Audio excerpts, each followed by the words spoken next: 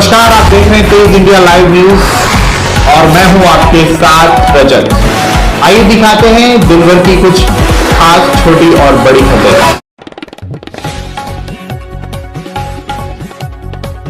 आपको बता दें, जनपद बिजनौर के नेहटौर थाना क्षेत्र में जंगल में पड़ा मिला तेंदुए का शव। खेत पर गए किसानों को दिखा तेंदुए का शव। किसानों के उड़े होश, वहीं किसानों में मचा हड़कंप। आपसी संघर्ष में हुई तेंदुए की मौत। ग्रामीणों में दहशत का माहौल। सूचना पर दौड़ी वन विभाग की टीम ने तेंदुए के शव को कब्जे में लेकर पोस्टमार्टम के लिए भेजा। क्षेत्रीय वन अधिकारी गोविंद राम गंगवार ने आपसी संघर्ष में तेंदुए की मौत होने की पुष्टि।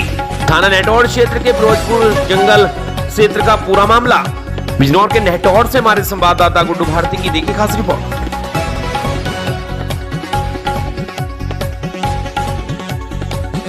आपको बता दें, जनपद बिजनौर के जिला कारागार में अनूठे तरीके से मनाया गया रक्षाबंधन का त्योहार। जी आपको बता दें, त्योहार मनाने से बंदियों को सुधारने का अवसर मिलता है और उनमें समाज की मुख्यधारा में वापस लौटने की भावना जागती है। जी आपको बता दें, जेल पर पहुंची बहनों के राखी बांधते समय छलकी आंखें और अपने भाइयों की लंबी उम्र की कामना वह सदकार्य करने की दिशी। जी आपको बता दें, जेल अधीक्षक अदिति श्रीवास्तव, जिला बिजनौर जेल अधीक्षक अदिति ने अधीनस्थों के द्वारा जेल में कराई गई शानदार व्यवस्था को बहनों ने बताया काबिले तारीफ। बिजनौर जिला कारागार बहुत ही बड़े बदलाव के लिए आज चर्चाओं में बना रहता है। नतीजा यह है कि बिजनौर कारागार की पहचान आदर्श और उदाहरण के रूप में प्रस्तुत हो रही है। तो इसके पीछे जेल अधीक्षक अदिति श्रीवास्तव अथक प्रयास शामिल है।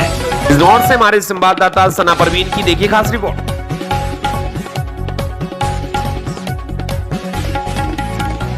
वहीं जनपद बुलंदशहर में लूट की वारदात को अंजाम देने वाले 3 साथीरों से सिकंदराबाद पुलिस की हुई मुठभेड़ में बागपत निवासी लुटेरे वसीम व सहात्रा निवासी सोहेब को लगी पुलिस की गोली। बदमाशों की गोली से कोतवाल राजपाल तोमर व सब इंस्पेक्टर ज्ञानेश भी बाल बचे। पुलिस की जीप में घुसी बदमाशों को और से पुलिस टीम पर चलाई गई गोली। अंधेरे का फायदा उठाकर तीसरा बदमाश आरिफ उर्फ समीर फरार। कॉम्बिंग जारी। बदमाशों की गिरफ्तारी के बाद कार सवार को बंधक बनाकर कार लूट की घटना का हुआ खुलासा। लूट हुई कार से भी अलग शहरों से यात्रियों से लूट की वारदात कर रहे थे लुटेरे। बदमाशों से लूटी हुई वैगनार कार, 2 तमंचे, 2 जिंदा कारतूस व 3 खोखा कारतूस बरामद। मुखबिर की सूचना पर सिकंदराबाद पुलिस की कावरा रोड पर हुई मुठभेड़। बुलंदशहर से हमारे संवाददाता ललित सिरोही की देखी खास रिपोर्ट। 30 की रात्रि में सिकंदराबाद पुलिस द्वारा चेकिंग करी जा रही थी।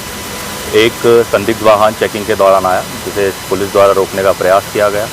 पुलिस को देखकर संदिग्ध वाहन भागने लग गया, जिसको पुलिस द्वारा पीछा किया गया और वो सुनसान रास्ते की तरफ भाग गया। अपने आप को पुलिस के द्वारा देखते हुए उसमें जो व्यक्ति बैठे थे उनके द्वारा पुलिस के ऊपर फायर खोला गया। आत्मरक्षार्थ में पुलिस द्वारा फायर किया गया, जिसमें 2 संदिग्ध व्यक्ति घायल हुए। एक अंधेरे का फायदा उठाकर भागने में कामयाब रहा।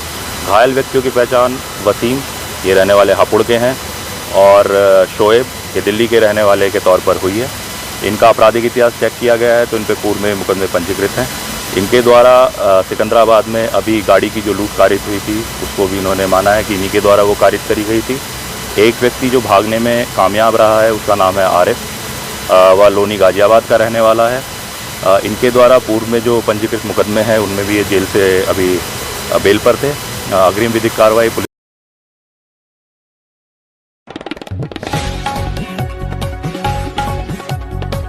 आपको बता दें, आज पूरे देश में रक्षाबंधन का त्योहार मनाया जा रहा है। तो वहीं बहनें भाइयों से मिलने के लिए न जाने कितनी दूर से आ रही हैं। आपको बता दें, कितने ही दिलों की दूरियों को यह कम कर देता है ये रक्षाबंधन का त्योहार। वहीं दूसरी ओर उत्तर प्रदेश के मुख्यमंत्री आदित्यनाथ द्वारा महिलाओं के लिए 48 घंटे तक फ्री उत्तर प्रदेश परिवहन निगम की बस सेवा इस रक्षाबंधन के त्योहार में 4 चांद लगा देती है। प्रदेश सरकार ने महिलाओं के सशक्तिकरण से लेकर सुरक्षा को लेकर भी अनेकों कार्य किए हैं। वहीं जिला बुलंदशहर में और खुर्जा में उत्तर प्रदेश परिवहन निगम की बस सेवा से कुछ यात्रीगण, बहन और भाई असंतुष्ट भी नजर आए। यात्रियों की परेशानी और सुबह से लेकर शाम तक अपने गंतव्य तक जाने के लिए लोगों की लगी रही भीड़ रोड पर। उत्तर प्रदेश परिवहन निगम आपका अपना साथी, बसों की किल्लत से भी परेशान रहे यात्री। बुलंदशहर से हमारे संवाददाता ललित सिरोही के साथ मनोज कुमार की देखी खास रिपोर्ट। आपको कहाँ जाना है? ये प्रदेश सरकार ने 24 घंटे के लिए बसों को फ्री करा रखा है। 4 बसों में से मैं चढ़ के उतर चुकी हूँ, क्योंकि वो रेंट ले रहे थे। मैं सोच रही थी फ्री वाली कोई बस आए उसमें मैं चढ़ूँ, लेकिन अभी तक कोई फ्री वाली बस नहीं आई है। तो आप प्राइवेट बस में बैठी थी या सरकारी बस में? रोडवेज में भी पैसे ले रहे, प्राइवेट में भी ले रहे, हर बस में पैसे ले रहे, बस फ्री ऑटो में ले रहे और बाकी सब चीज़ का इन्होंने जैसे फ्री कर रखा है, फ्री है नहीं है। हाँ, ये तो बहुत ही अच्छा हमारे मुख्यमंत्री जी ने बहुत ही अच्छा करा है, हमारी माता बहनों के लिए जो बड़ा लाभ पहुंचा है, बड़ा अच्छा करा है इन्होंने, समझिए जी। कुछ महिलाओं की शिकायत मिली है कि परिचालकों द्वारा उनसे किराया मांगा गया है। देखिए सर, हमारे पास शिकायत नहीं आई थी, अगर शिकायत होती तो हम जरूर एक्शन लेते, समझिए, हमारे अधिकारी एक्शन लेते, ऐसा कुछ हमारे संज्ञान में नहीं आया। दिनांक कितने से और कितने बजे तक ये हमारे, हाँ, ये 29 है, 29 के मध्य रात्रि से और 31 के मध्य रात्रि तक जो है ये लागू है, ये जो योजना है, समझिए जी, सभी महिलाओं के लिए? सभी।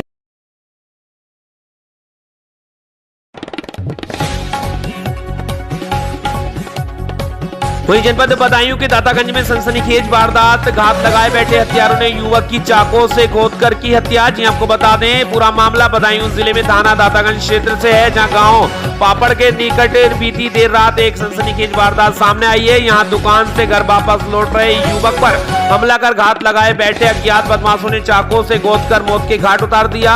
हत्यारे वारदात को अंजाम देकर फरार हो गए हैं। वहीं मृतक अभिषेक शर्मा पुत्र महेश शर्मा के भाई मनोज शर्मा के मुताबिक अभिषेक वेल्डिंग की दुकान पर हजरतपुर में काम किया करता था। बीती देर रात वो दुकान से काम निपटा कर घर वापस लौट रहा था कि पहले से घात लगाए बैठे 3 अज्ञात बदमाशों ने अभिषेक के सीने पर चाकू से वार किया और उसे मरणासन अवस्था में छोड़कर फरार हो गए। वहीं वारदात के बाद किसी बाइक सवार ने जख्मी पड़े अभिषेक को देखा तो आसपास मौजूद लोगों को मामले की जानकारी दी। आनन फानन में कुछ लोग घटनास्थल पर पहुंचे, जिनमें मौजूद अभिषेक के भाई मनोज ने अपने भाई को पहचाना, जिसके बाद परिजन गंभीर रूप से घायल अभिषेक को नजदीकी अस्पताल लेकर पहुंचे, जहां डॉक्टरों ने उसे रेफर कर दिया। परिजन बरेली ले जा रहे थे कि रास्ते में उसने दम तोड़ दिया। दातागंज इंस्पेक्टर का पूरे मामले में कहना है कि पुलिस को सूचना मिली कि चाकू से गोदकर एक व्यक्ति को जख्मी कर दिया गया। बरेली उपचार को ले जाते वक्त उसने दम तोड़ दिया है। प्रार्थना पत्र प्राप्त हो गया है, FIR दर्ज की जा रही है। मामले की गहनता से जांच चल रही है। जो भी तथ्य सामने आएंगे उनके आधार पर आगे की विधिवत कार्रवाई की जाएगी। बदायूं के दातागंज से हमारे संवाददाता अंशुल गुप्ता की देखिए खास रिपोर्ट। उसके बाद वहाँ उन्होंने छोड़ दिया, उससे ये टेम्पू से आया पुल पे पहले से घात लगाए बैठे 3 बदमाश, जिससे उन्होंने चाकू से उसका सीना गोद के उसको जख्मी कर दिया और मृत छोड़ के भाग गए वहाँ से। भागने के बाद मैं वहाँ पे धान वगैरह जो गायों से रखवाली के चक्कर में वहाँ पे ट्यूबवेल बना हुआ है, वहाँ पे बैठे थे और उसका मुँह लाल कपड़े से बांध दिया था जिससे आवाज़ ना निकले। फिर वहाँ पे मैंने देखा तो एक उधर से मोटरसाइकिल आ रही थी, उन्होंने देखा उसको कि ऐसे एक व्यक्ति पड़ा हुआ है। वो जानते नहीं थे मेरे भाई को, वो यहाँ पे रहता नहीं है, बाहर रहता है ज़्यादा से ज़्यादा। फिलहाल तब मैंने जाके वहाँ देखा और भी मेरे साथ 2-3 लोग थे, तब देखा तो उसमें मेरा भाई था जो खून से लथपथ था। और उसके बाद मैंने देखने के बाद मेरे अपनी गाड़ी से स्वयं वाहन से अस्पताल लेके आया, जहाँ उन्होंने रेफ़र कर दिया। रेफ़र करने के बाद वो रास्ते में एक्सपायर हो गया।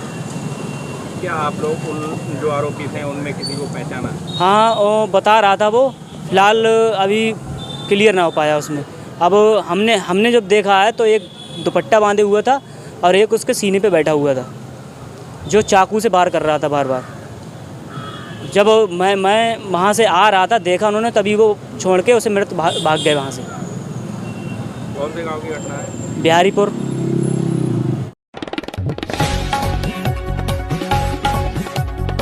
वहीं जनपद प्रयागराज में इंस्पेक्टर के बेटे की गोली मारकर हत्या, क्षेत्र में फैली सनसनी। जी आपको बता दें, क्लिनिक के अंदर चली गोली लगने से पंकज यादव उम्र 35 वर्ष की मौके पर हुई मौत। दोनों थे आपस में दोस्त, पैसे को लेकर बताया जा रहा है विवाद। एक दिन पहले भी हो चुका था फोन पर बात विवाद। वहीं डॉक्टर रोहित से मिलने क्लिनिक पर पहुंचा था पंकज यादव। दोनों के मिलने के बाद विवाद में चली गोली, 4 गोली लगने से पंकज की हुई मौत। घंटों बाद पहुंची पुलिस, सबको कब्जे में लेकर भेजा पोस्टमार्टम हाउस। थाना तरवाई क्षेत्र के 40 नंबर गोमती की घटना। प्रयागराज से हमारे संवाददाता दया शंकर पांडे की देखिए खास रिपोर्ट।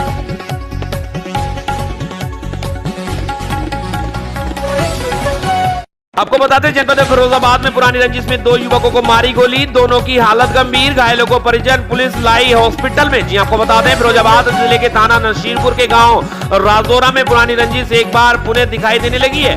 आज दिन दहाड़े 2 युवकों को घेर कर गोली मार दी। दोनों की हालत गंभीर बताई जा रही है। घायलों को प्राथमिक उपचार के बाद मेडिकल कॉलेज रेफर कर दिया गया है। वहीं रवि पुत्र दलबीर, राम लखन पुत्र कालीचरण को गोली मारकर घायल कर दिया गया। पूर्व में भी इस गांव में लूट, हत्या, आगजनी जैसी घटनाएं होती रही हैं। फिरोजाबाद से हमारे संवाददाता आशीष पचौरी की देखिए खास रिपोर्ट। जी, तो रास्ते में वहाँ आधे रास्ते में वहाँ कुछ लोग थे, वो उसको बताया, वो बताएगा नाम। दोनों इन्होंने हाथापाई हुई है और इसके दोनों भाई दो पीछे आ रहे थे, ये रवि साथ में था, ये दोनों आगे थे जी। तो इन्होंने हाथापाई हुई, हाथापाई पे गोली चलाई उन्होंने, एक रामलखन के लगी है और दो रवि के लगी है। ये दोनों पीछे से भाग के आए तो बताया उपेंद्र ने कि एक और उन्होंने दी थी तो हमारे ऊपर से निकल गई है। वो अपनी मोटरसाइकिल। किस बात का विवाद था जो गोली अब चली? ये पता नहीं, कोई विवाद नहीं था। किस गाँव का मामला है? रजौरा। अस्पताल में लाए गए थे, उनका नाम राम लखन और एक का नाम रवि था। बाद विवाद में पता लगा कि दोनों व्यक्तियों के गनशॉट इंजरी हुई है। यहाँ पर प्राथमिक उपचार देने के बाद उनको फिरोजाबाद ट्रॉमा सेंटर रेफर कर दिया गया। कैसी हालत है बात की जाए? यहाँ पर जब ये बुलाए गए थे तो हालत काफ़ी नाजुक थी, तो इसलिए वो देखते हुए हमने उन्हें फिरोजाबाद रेफर। ठीक है। देखिए, आज दोपहर लगभग 2 बजे एसओ नसीरपुर को सूचना मिली कि उनके गाँव थाना क्षेत्र में गांव रजौरा है, वहाँ पे 2 व्यक्तियों को गोली मारी गई है।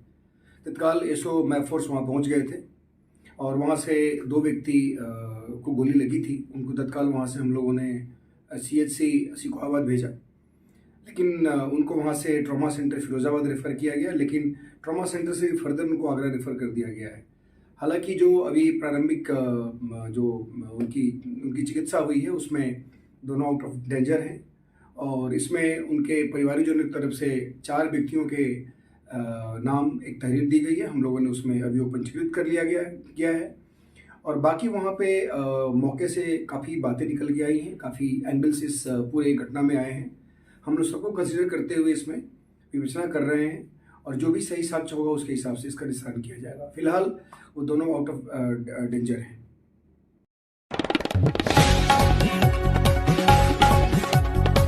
आपको बता दें, जनपद झांसी में पुलिस ने 3 अपराधियों को बड़ी वारदात करने के पहले अवैध असला, चोरी की बाइक सहित किया गिरफ्तार। जी आपको बता दें, झांसी जिले के बॉर्डर थाना पूंछ क्षेत्र में जहां 29 अगस्त बुधवार को प्रदेश के मुख्यमंत्री योगी आदित्यनाथ का झांसी आगमन था, जिसको लेकर जिले के पुलिस कप्तान राजेश एस ने अपनी पुलिस को विशेष अलर्ट पर रखा था, जिसके चलते 30 अगस्त को मध्य प्रदेश के जनपद दतिया थाना मंडेर के ग्राम सिलेत्रा निवासी 3 शातिर चोरों को किया गिरफ्तार। झांसी से हमारे संवाददाता शैलेंद्र सिंह यादव की देखी खास रिपोर्ट।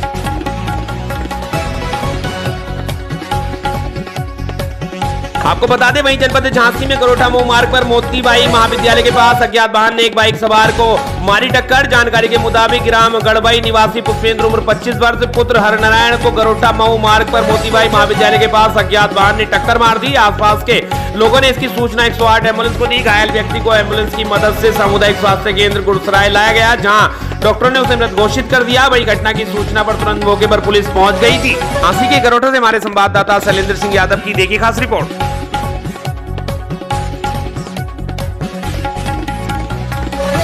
जनपद झांसी में 11 वर्षों तक पुलिस विभाग में निष्ठापूर्वक अहम योगदान देने वाले ट्रैकर डॉग यूली उर्फ रानी की बीमारी के चलते हुई मृत्यु। जी आपको बता दें, झांसी जनपद में विगत 11 वर्षों से निरंतर निष्ठापूर्वक अहम योगदान देने वाली तथा विभिन्न जटिल प्रकरणों के अनावरण में सहयोग करने वाली ट्रैकर डॉग यूली उर्फ रानी की बीमारी के चलते दिनांक 28/8/2023 को वेटनरी कॉलेज जनपद मथुरा में उपचार के दौरान मृत्यु हो गई है। पुलिस द्वारा यूली उर्फ रानी के सबका राजकीय सम्मान के साथ अंतिम संस्कार किया गया। झांसी से हमारे संवाददाता कृष्ण कुमार सोनी की देखिए खास रिपोर्ट।